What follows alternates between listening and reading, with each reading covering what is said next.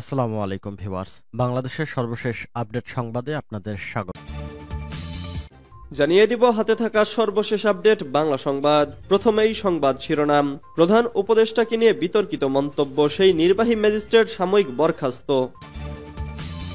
এরপর জানিয়ে দিব গুম খুনে জড়াবে না র্যাব, আয়নাঘর বলে কিছু নেই। এদিকে জাহাজে যাওয়া যাবে হজে। আরও জানিয়ে দিব ১০০ বছর জেল খাটলেও আওয়ামী লীগের শাস্তি পূর্ণ হবে না বলেছেন হাসনাত আব্দুল্লাহ। সর্বশেষ জানিয়ে দিব প্রকল্পে কেনা সরকারি গাড়ির হিসাব চায় সরকার। এতক্ষণ শুনছিলেন সংবাদ শিরোনাম, এবারে বিস্তারিত। তবে অনুরোধ থাকবে ভিডিওটিতে একটি লাইক করবেন এবং কমেন্ট করে জানিয়ে দিবেন কোন জেলা থেকে আপনি আমাদের এই ভিডিওটি দেখছেন।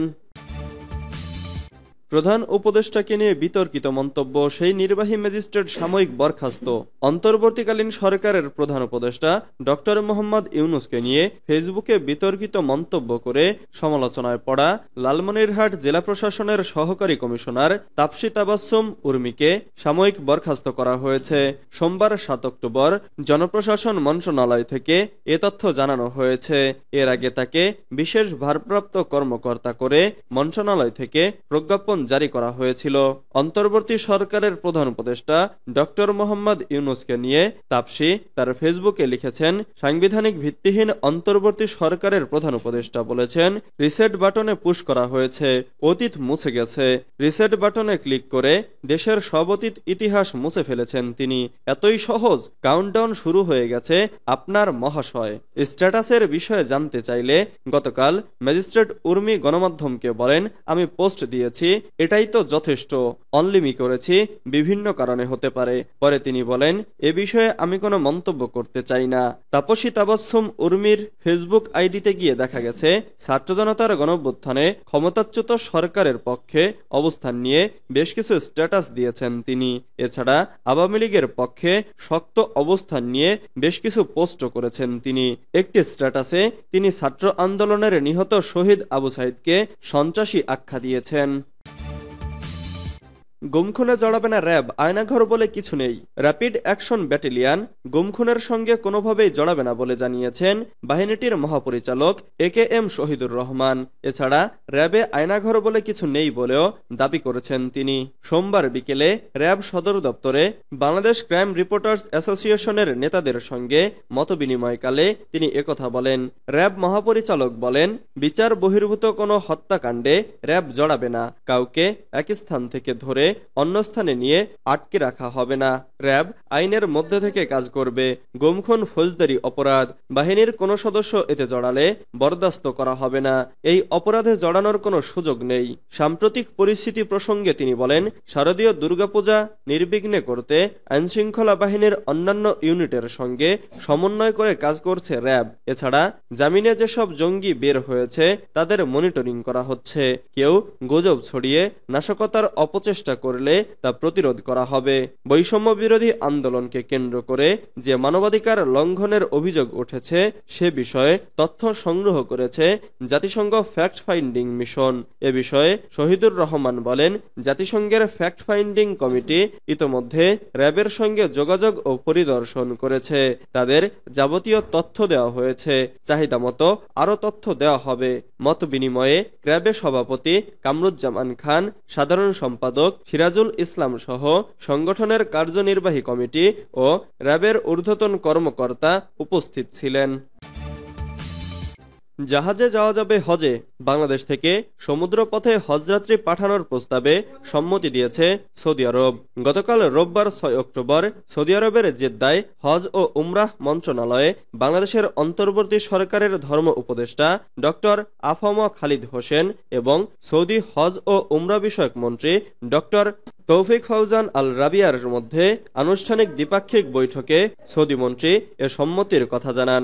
সমুদ্রপথে হজযাত্রী প্রেরণের বিষয়ে ধর্ম উপদেষ্টার প্রস্তাবে সৌদি হজ ও উমরা বিষয়ক মন্ত্রী জানান, সমুদ্রপথে বাংলাদেশ থেকে হজযাত্রী পাঠানোর বিষয়ে সৌদি সরকারের কোনো আপত্তি নেই, তবে বন্দর কর্তৃপক্ষের সঙ্গে আলোচনার প্রয়োজন আছে। এ বিষয়ে বাংলাদেশ সরকারকেও জাহাজ কোম্পানির সঙ্গে আলোচনা করে চূড়ান্ত সিদ্ধান্ত নিতে হবে।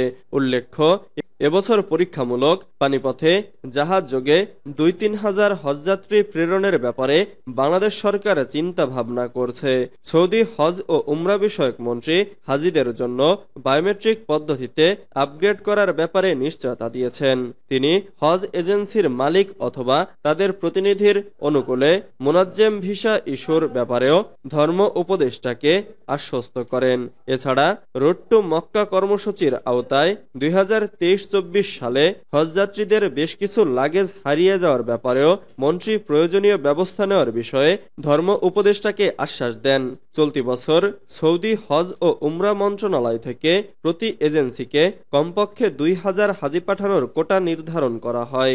এ ব্যাপারে ধর্ম উপদেষ্টা ২০২৪ সালের মতো এজেন্সি প্রতি ২৫০ জন কোটা পুনর্নির্ধারণের অনুরোধ জানালে সৌদি মন্ত্রী বিষয়টি বিবেচনার আশ্বাস দেন। ১০০ বছর জেল খাটলেও আওয়ামী লীগের শাস্তি পূর্ণ হবে না বলেছেন হাসনাত আব্দুল্লাহ। বৈষম্য বিরোধী ছাত্র আন্দোলনের সমন্বয়ক হাসনাত আব্দুল্লাহ বলেছেন, বিভিন্ন রাজনৈতিক দলকে বলতে শোনা যায় তারা আওয়ামী লীগকে ক্ষমা করে দিয়েছে।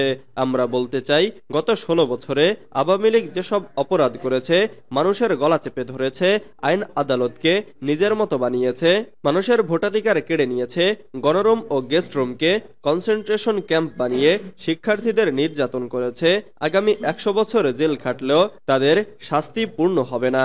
সোমবার ৭ অক্টোবর বিকেলে শাহবাগ জাতীয় জাদুঘরের সামনে শহীদ আবরার ফাহাদের ৫ম শাহাদাত বার্ষিকী উপলক্ষে ছাত্র জনতার সংহতি সমাবেশে তিনি এসব কথা বলেন।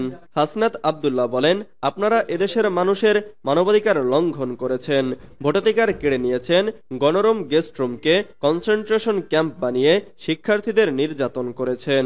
আপনারা যদি কখনো দেশে ফিরতে চান, আপনাদের প্রত্যেকের বিচার নিশ্চিত করে ছাত্র নাগরিক সিদ্ধান্ত নেবে আপনারা দেশে থাকতে পারবেন কিনা।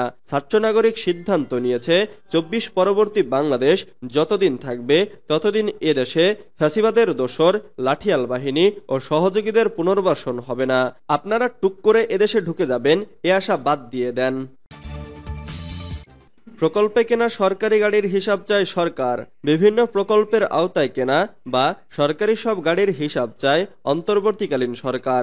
এ লক্ষ্যে সারা দেশে থাকা সরকারি গাড়ির হিসাব করা হবে বলে জানিয়েছেন পরিকল্পনা ও শিক্ষা উপদেষ্টা ডক্টর ওয়াহিদুদ্দিন মাহমুদ।